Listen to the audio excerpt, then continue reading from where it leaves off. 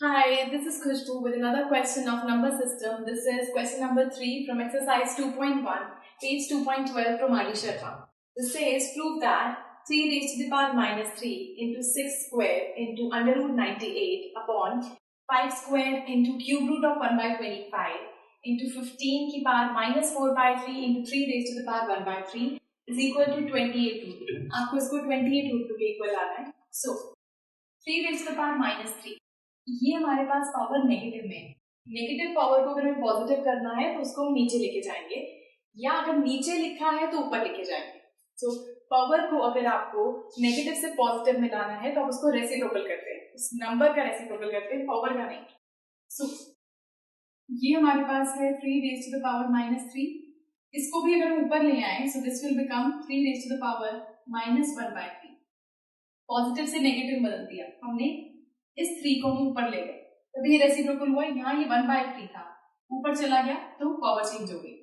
6 का स्क्वायर मतलब 2 का स्क्वायर, इसको हम लिख सकते हैं 2 into 3 का स्क्वायर इंटू अंडर रूट 98 को अगर आप स्प्लिट करें तो प्राइम फैक्टराइजेशन करके देखिए इसकी. 2 4 जा 9 जा 7 जा 1 जा, इसका मतलब हुआ ये 7 का स्क्वायर इंटू 2.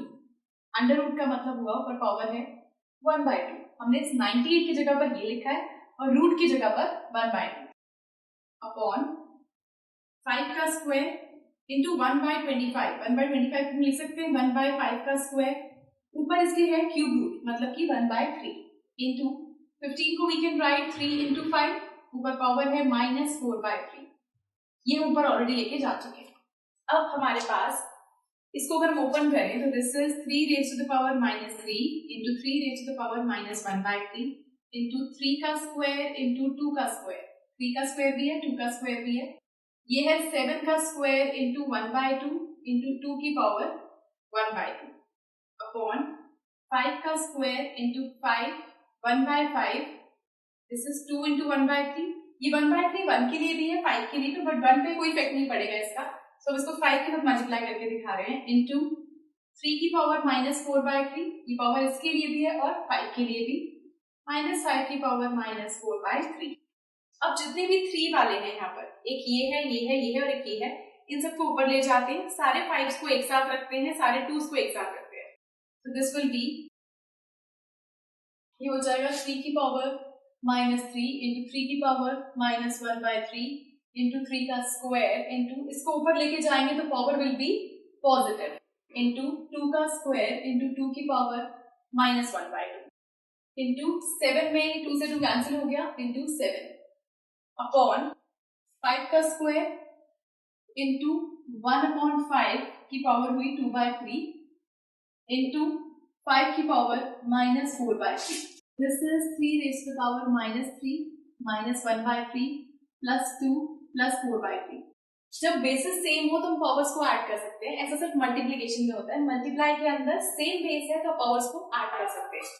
2 का स्क्वायर हुआ 4, 2 की पावर हाफ मतलब हुआ रूट 2 by 7.